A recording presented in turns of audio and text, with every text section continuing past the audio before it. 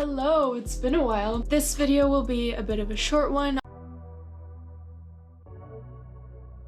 on the topic of redesigning a product for 3D printing, or in industry what we call design for additive manufacturing.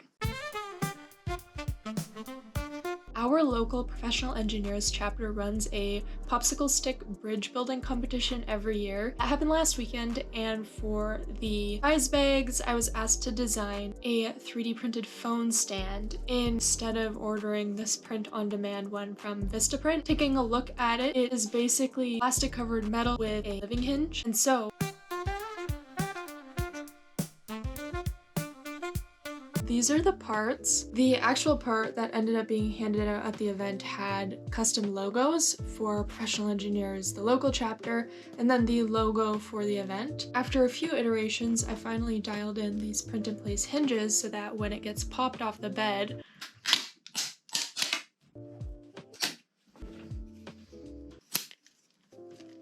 it is fully functional. So obviously with print-in-place hinges, you're not going to get something that's fully 360 just because of the geometry.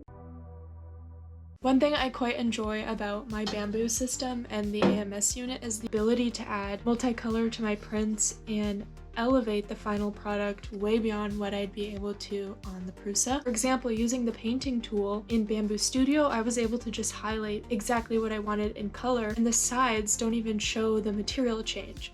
Where in Prusa Slicer, when it comes to material changes, I have to do it by layer. So as you can see, the center hinge ended up having to be brown because of the layer I needed to put this color on. And I can see from the side that I had to do several material changes. Overall, on the Bamboo, it's just a lot cleaner in terms of multicolor. And if you're curious if the print time varies vastly between slicing it by layer versus slicing it by fill in Bamboo Studio, not really, just by a couple of minutes, but the print time of my Bamboo versus my Prusa is almost double because obviously the print speeds on my Prusa are not directly comparable to the X1C. So I thought I would also highlight the very iterative design process in terms of dialing in the hinges used on this final stand. So I would say this, or at least the one with the logo, is version 4 or 5. The first print I started off with is this tiny print-in-place hinge, which is actually a model I had designed back in 2020 for use on a print-in-place robot gripper I was working on in my undergrad research. I actually have a very old video on my channel about this gripper.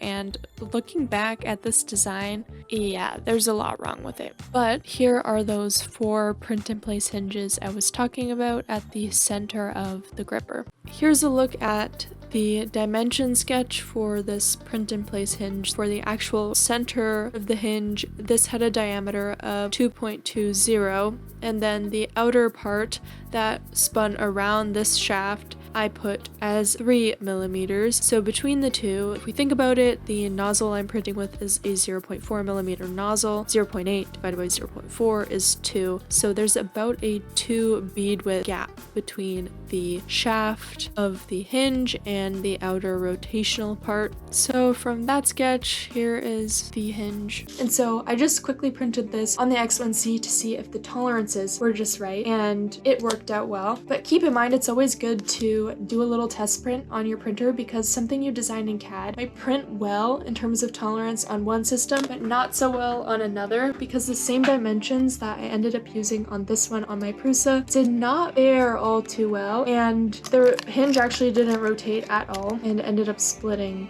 a lot of the print. So when you're doing stuff like print in place, you definitely want to do a little test print to make sure your printer can actually achieve your desired outcome. Version 1 ended up being this yellow print where I wanted to test the overall size of the stand. And I quickly realized through this print that one large print-in-place hinge would not be the best for this stand because the actual rotation part was very long and quite flimsy, and I was worried of the reliability of this hinge. So version 2, I basically broke the large hinge into a few smaller ones, and this feels a lot sturdier, so this design is what I went with moving forward. I noticed that because I was printing at the higher layer level in Bamboo Studio, I was having some problems around the top part of this hinge area where the printer was just bridging over the rotational part of the hinge to cover it, where previous layers were not adhering, so I ended up with a fracture between two layers in this area. Because I was in a time crunch to fulfill the prints in time for the event, I ended up using the hot tip from my 3D printer pen to basically fuse that gap. And fun fact, these little things from your soldering iron are actually really great for cleaning the tip of your 3D printer pen. I did notice this layer adhesion problem like 4 prints in, so I fixed the first 4 and then I ended up redesigning this instead of being round here at the hinge area to be more rectangular so that the layers would bind properly / have enough meat to attach to each other when printing.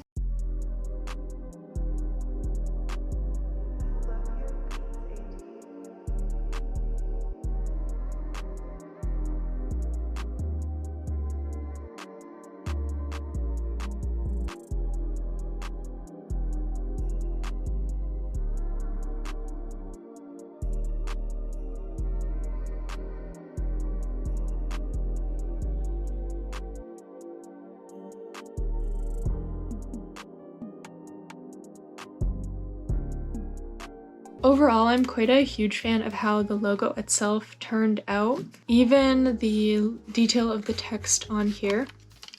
So this is a perfect example of design for additive manufacturing where I didn't basically just take the original design of my product, model it, and try to print it. I redesigned it to leverage the layer by layer process by considering how I would achieve a hinge that would actually work and be printable, and also thinking about how the layers would affect the strength in terms of orientation and kind of thicknesses and tolerances I would have needed for the hinge, because of course my nozzle can only print to a certain accuracy. I hope you enjoyed this print in place hinge side quest. Stay tuned for an upcoming episode on this channel where I test the strength of 3D printed samples that are PLA carbon fiber coated in PLA layers. This is with the hopes of not getting fiber transfer on your fingers while you're printing in carbon fiber.